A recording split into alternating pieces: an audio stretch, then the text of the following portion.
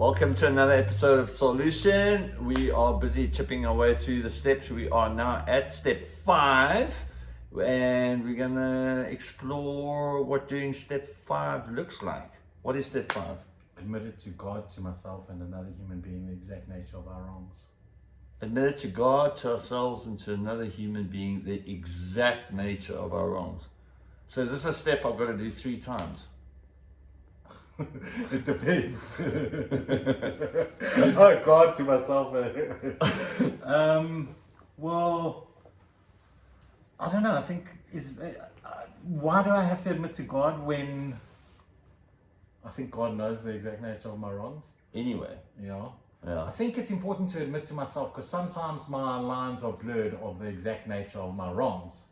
Like in active addiction, I could justify all my wrongs. Right. Okay.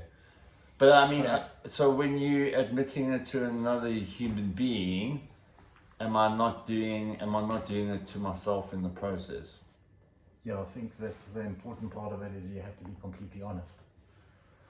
So look, I mean, I think like for me, all the hype around why step 4 is such a scary step. Like for me, step 5 was a little bit scary initially. I think a lot of people agree with you. So I think they know that once they're doing the step 4, which scares them, that they have to go tell someone else about it. Right. So even before you've gotten to step 5, you're already like afraid that, oh my God, I'm going to tell all my secrets to this other person. Look, I mean, you use the words there that you have to. Well, you don't have to. You don't have to. No. But if you're doing the step, you kind of got it. If you want to do it thoroughly and properly, okay, I've done numerous amounts of step 5 with sponsees and people who are impatient. And how many of them have been completely honest and open and huge amounts of vulnerability? I would probably say none. None? I would probably say none. Wow, okay. I think only once you've done it a few times, actually. You know, I don't think anyone who does this for the first time is brave enough to tell all their deepest, darkest thoughts, secrets, whatever. The story of like secrets keep us sick. I'm a true believer in that. You know what I mean? If I'm holding something back and it's eating away at me constantly, it's going to keep me sick. Whereas if I talk to someone about it and get completely vulnerable and expose myself, basically, not like that, and expose myself emotionally, whatever it may be, first of all, it's a really brave thing to do. Yeah. So, and a scary thing to do. Yeah. Maybe there have been people and maybe I'm just a skeptic saying that, like, I don't know if they were all completely honest or all the secrets were told, or there are some step 3s where you're asked to tell. So that is a beginner, like a leading up to this, of telling like 20 of your secrets that you've never told anyone. But there could be another 20 that you've never told anyone. Look, I mean, I think it's completely understandable if you're going to have reservations around certain things that you're not sure if you ought to be telling. I mean, there are some things that we have done in the course of active addiction that could have legal consequence, recourse, criminal activity. So there might be completely understandably a reservation around telling somebody this stuff, especially if it's somebody. Look, I mean, initially, once you've started embarking on the steps, when you start out, you might not know anybody that you feel comfortable enough to share any of this stuff with, right? But hopefully by the time you've reached this point, you would have identified somebody that you feel you could at least in part open up to, right? That you feel safe with. That you feel safe with. Yeah. That is the hardest part. And this is probably like the part you really need a sponsor. Yes. Up until now, you don't really need a sponsor. Yeah. You should have one. I'm not saying you shouldn't have one up until now. Yeah. That can guide you. Because a sponsor's role basically is to guide you through the steps. Yeah. And so by now, if you've done a step 1, 2, and 3, with them, you should feel pretty comfortable with them. And a lot of the time, you know, like if you've got a sponsor that like shares a lot, like someone like me, your sponsor would have told you some heavy stuff that they've done already. Yeah. You know, so you feel safe around them. Yeah. Look, I mean, I think in my journey, I've been told that this process needn't have to take place with a sponsor. However, the reason why a sponsor is strongly recommended to do this process with is a sponsor would have had the opportunity themselves, we trust and hope, to have done a step 5 themselves with somebody else who acted in that role with them. So, you know, they are now in the opportunity to kind of pay it forward and be that person for you. The chances are that a sponsor has done or behaved in ways similar, in the same way, worse, whatnot, so that at least they are able to relate.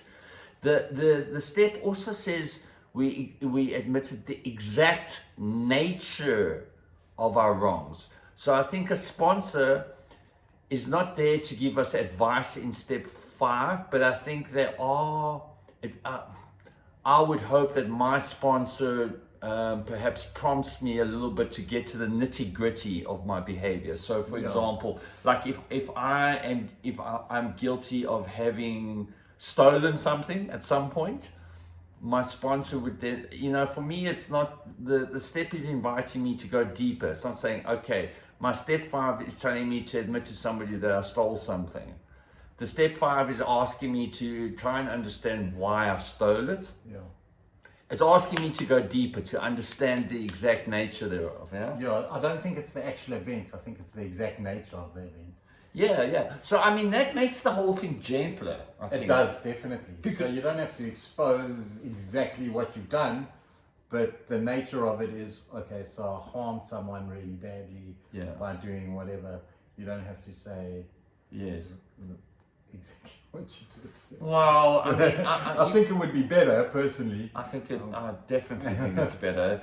But yes, so I challenged you right in the beginning about the have-tos. There's nothing in the step that says you have to divulge everything. I think it's highly advisable because you have this opportunity, and if you feel safe and you feel that you are able to release all that stuff, I think it's a wonderful opportunity for you to do that. But like we're also saying, I think it's understandable if you're struggling with getting some things out. I think getting some of the stuff out is a great start. Is a good start. Yeah. A great start. Yeah. And when you feel ready to perhaps address the deeper, darker stuff at a later stage, I think that's okay. Right? I think that's 100% okay. Also, like a lot of addicts have trust issues because a lot of them have been burnt, and maybe those trust issues are a reason one of the reasons they've used, or one of the reasons they choose to escape in some sort of way. So the trust issue is a big thing. So they're scared to tell these secrets because, like we know, at every meeting or whatever, gossip leads to relapse, and relapse does and can kill. But people gossip in the rooms. And we all see it. Some of us do it, not everyone.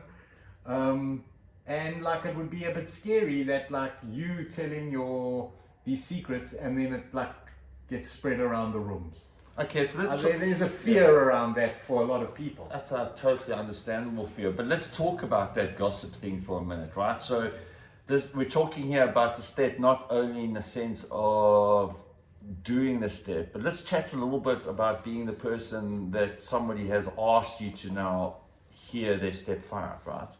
I think that invitation to be the listening ear to someone's step 5, I think is a massive honor. Yeah. It's a massive honor, and I think it needs to come with a huge amount of respect, integrity, and responsibility. Right? Because sometimes you're going to be privy to some pretty nasty things. Yeah, like I have.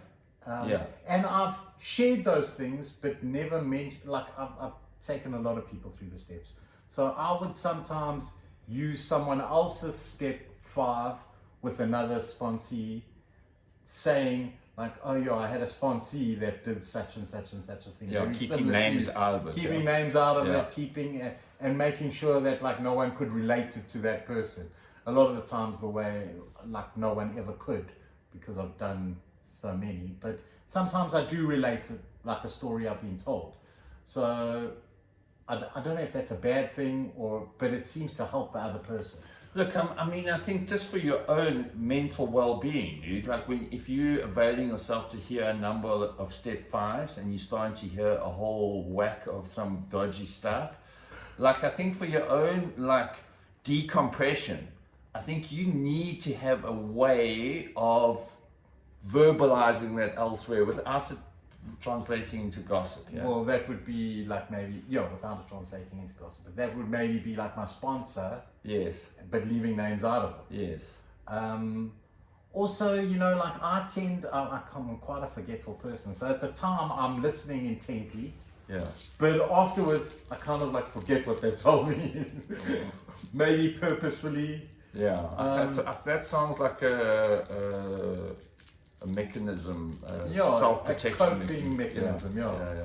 Because I have heard some hectic stuff that I've shared with you before. Yeah. And some of the really hectic stuff I don't forget, obviously, because like I'm a little bit shocked.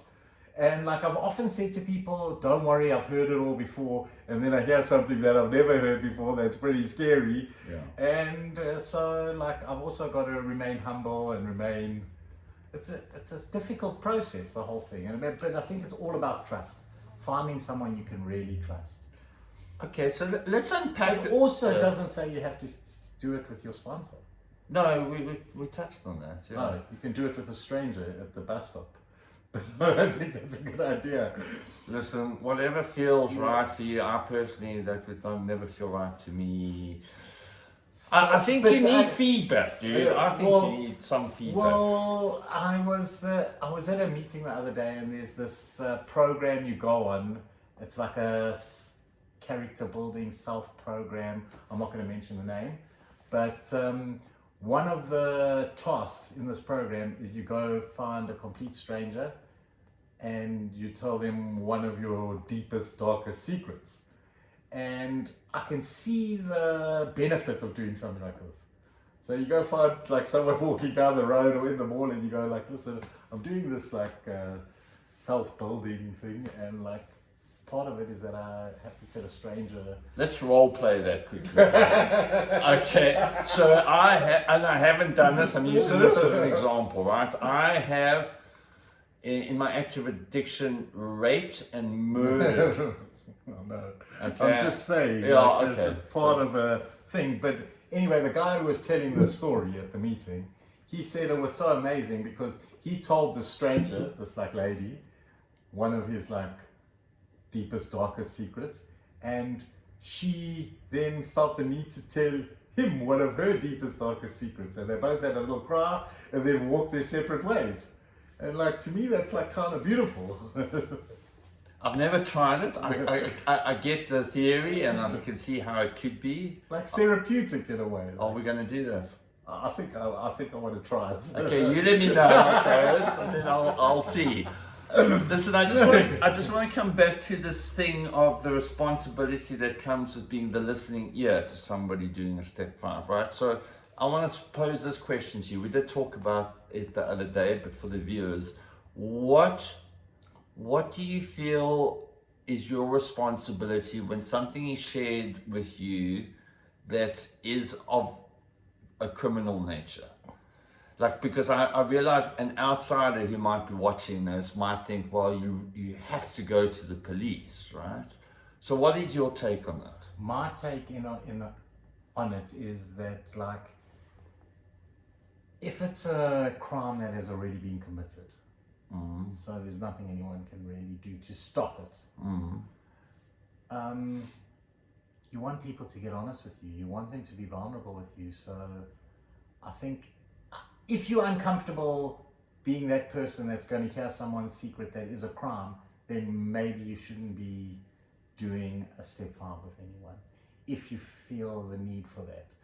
But I think, like, for people to get open and honest, we're not psychiatrists, so we're not abided by law. If they're harmful to themselves, to their, or to society at large, we have to report it.